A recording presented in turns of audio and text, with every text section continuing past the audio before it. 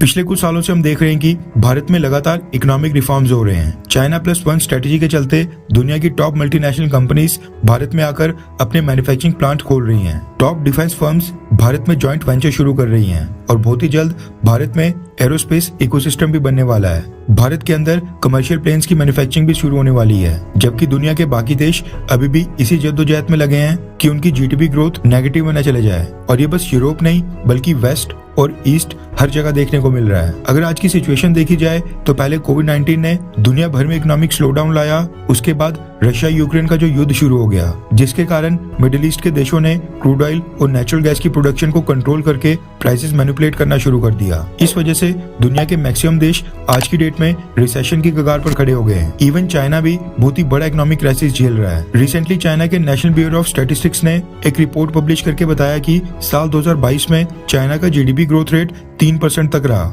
ये बहुत ही कम growth rate है और चाइना जिस तेजी से ग्रो कर रहा था उसको देखकर इसको लो ही कहा जाएगा। वहीं भारत की बात करें तो भारत के लिए आईएमएफ और वर्ल्ड बैंक पहले कह चुके हैं कि इस साल भारत का जीडीपी ग्रोथ रेट 6.5% से लेकर 7% के बीच में रहने वाला है, यानी चाइना के डबल से भी ज्यादा। कहने का मतलब है कि इकोनॉमी के मामले में आज भारत की अर्थव्यवस्था उस लेवल के ऊपर पहुंच गई है जहां पर ये फर्क नहीं पड़ता है कि अमेरिका या फिर चाइना या फिर वेस्टर्न देशों की अर्थव्यवस्था में क्या हो रहा है। वेस्टर्न वर्ल्ड में बेशक इकोनॉमिक स्लो डाउन आ जाए, भारत की अर्थव्यवस्था उसके बावजूद ग्रोथ दिखा रही है। एक समय ऐसा था जब अमेरिका और वेस्टर्न देशों के लिए कहा जाता था कि ये अकेले ग्लोबल इकोनॉमी को चलाने का काम करते हैं, यानी अगर ये देश रुक गए तो ग्लोबल इकोनॉमी भी रुक जाएगी। और अगर इन वेस्टर्न देशों में इकोनॉमिक क्राइसिस आएगा तो दुनिया के बाकी देशों की अर्थव्यवस्था भी साथ में डूब सकती है। और अब सेम चीज भारत के लिए बोली जा रही है। रेफरेंस के लिए आपकी स्क्रीन के ऊपर द हिंदू के आर्टिकल का स्क्रीनशॉट है, जिसके मुताबिक आईएमएफ चीफ क्रिस्टलिना जॉर्जिवा ने भारत को लेकर कहा है कि साल 2023 में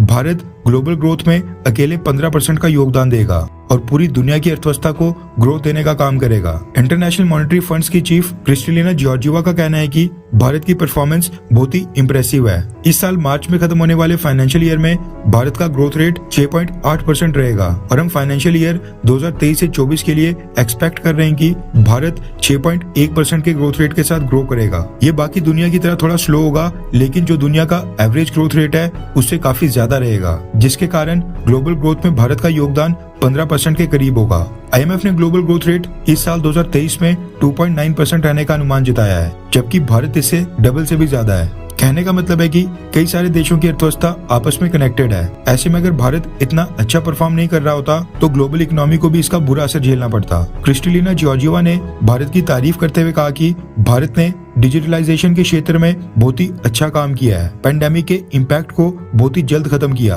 भारत में ग्रोथ और जॉब अपॉर्चुनिटीज पैदा की। आईएमएफ चीफ ने भारत की फिजिकल पॉलिसी की भी तारीफ की और कहा कि भारत ने अपनी गलतियों से सीखा है। भारतीय सरकार ने जो रिसेंटली बजट पेश किया वो भी बहुत ही इम्प्रेसिव था। उसमें फिजिकल कंसोलिडेशन करने के साथ साथ फ्यूचर ग्रोथ के लिए सिग्निफिकेंट अमाउंट में कैपिटल इन्वेस्टमेंट का बजट था। क्रिस्टलिना जॉर्जिवा ने भारतीय फाइनेंस मिनिस्टर निर्मला सीतारमन जी की भी तारीफ की और कहा कि वो इस बात से इम्प्रेस हैं कि बजट में फिजिकल रिस्पॉन्सिबिलिटी के साथ साथ डेवलपमेंट को कैसे बैलेंस किया गया है, वो काबिले तारीफ था। उन्होंने कहा कि भारत को ऐसा बजट मिला है जो ग्रोथ सपोर्टिंग स्पेंडिंग के ऊपर फोकस्ड है और दूसरा कैपिटल एक्सपेंडिचर्स ऐसे हैं जो लॉन्ग टर्म ग्रोथ की नींव रखते हैं। क्रिस्टलिना जॉर्जिवा का कहना है कि साल 2023 में भारत ग्लोबल ग्रोथ के इंजन के रूप में काम करेगा।